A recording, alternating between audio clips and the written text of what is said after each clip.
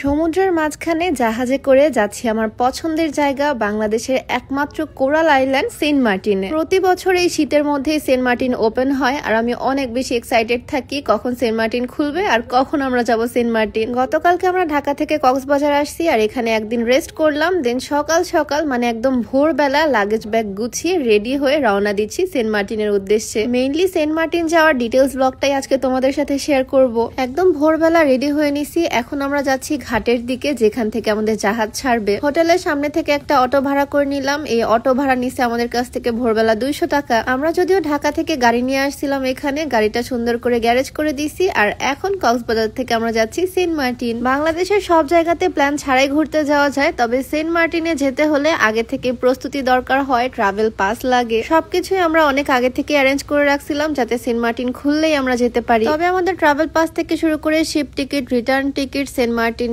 Resort সবকিছু arrange করে দিয়েছে এজেন্সি থেকে। মেইনলি আমাদের এই সুন্দর ট্যুরটা অর্গানাইজ করেছে FNF ট্রাভেলস। আমি FNF ট্রাভেলস এর পেজটা ক্যাপশনে মেনশন করে দিব, তোমরা চাইলে তাদের সাথে যোগাযোগ করতে পারো ট্যুর বিষয়ে। আমরা যে কিছুদিন আগে ইন্টারন্যাশনাল ট্যুর দিলাম সেইটাও কিন্তু তাদের এজেন্সির মাধ্যমেই। যাই হোক, কথা বলতে বলতেই ভোরবেলা আমরা চলে আসলাম শিপে। আমাদের শিপ হচ্ছে বারোয়াউলিয়া আর পাশে যে শিপটা আছে সেটা হচ্ছে কর্ণফুলী। গতবার আমরা কর্ণফুলীতে করে গিয়েছিলাম সেন্ট মার্টিন আর এবার যাচ্ছি বারোয়াউলিয়া শিপে। একটু পরে আমাদের জাহাজ ছাড়বে আর নীল সমুদ্রের মাঝখানে জাহাজে করে আমরা যাব ছোট্ট একটা দ্বীপে। সেন্ট মার্টিন দ্বীপটা কিন্তু অনেক ছোট তবে খুবই সুন্দর। গত বছর আমি প্রথমবার গেছিলাম আর এবার যাচ্ছি সেকেন্ড টাইম। তবে এক্সাইটমেন্ট কিন্তু একদমই আমার কম নাই, প্রচুর পরিমাণে এক্সাইটেড আমি। কর্ণফুলী এক্সপ্রেস অলরেডি ছেড়ে গিয়েছে, এবার আমাদেরটাও ছাড়বে। জাহাজ যখন চলে তখন দেখতে এত বেশি ভালো লাগে। আমাদের কিন্তু কেবিন বুক করা, তারপরও আমি এখানে এসে বসে আছি, সুন্দর প্রকৃতি দেখতেছি। জাহাজে করে কক্সবাজার থেকে সেন্ট মার্টিন যেতে প্রায় 6 থেকে 7 ঘন্টার মতো সময় লাগে। আর সকালবেলা আমরা কিছুই খাওয়া দাওয়া করিনি, তাই প্রচুর পরিমাণে ক্ষুধা লেগে গেছে। সকালেই আমরা কক্সবাজার থেকে পরোটা, ডাল সব নিয়ে আসছিলাম, খাওয়া দাওয়া করলাম আর তারপর চলে আসলাম আমাদের কেবিনে। এটা হচ্ছে জাহাজের মধ্যে আমাদের কেবিন, খুবই সুন্দর গোছানো। রিল্যাক্সে জার্নি করার জন্য আমরা কেবিন বুক করেছি, তবে তোমরা চাইলে বসে বসেও যেতে পারবা। এখানে বিভিন্ন রকমের সিটের অপশন আছে বিভিন্ন রকম প্রাইসে। এই ছোট্ট কেবিনটাতে 4 জনের ক্যাপাসিটি আছে, আমরা 4 জনই যাচ্ছি এবার সেন্ট মার্টিন। আর কেবিনের জানালা দিয়ে দেখো কত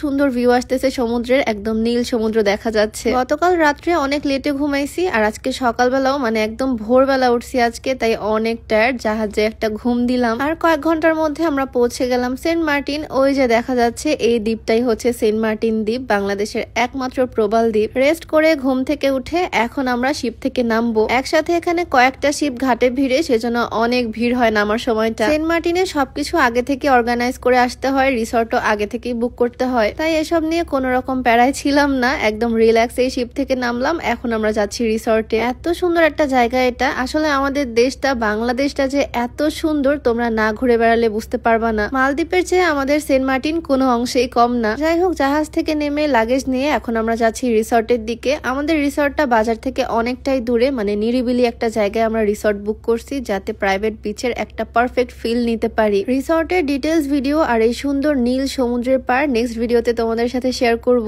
আজকের ভিডিওটা তাহলে এখানেই শেষ করছি। সবাই ভালো থাকো, সুস্থ থাকো, দেখা হয়ে যাবে তোমাদের সাথে নতুন কোনো ভিডিওতে। সবাইকে আল্লাহ হাফেজ, আসসালামু আলাইকুম।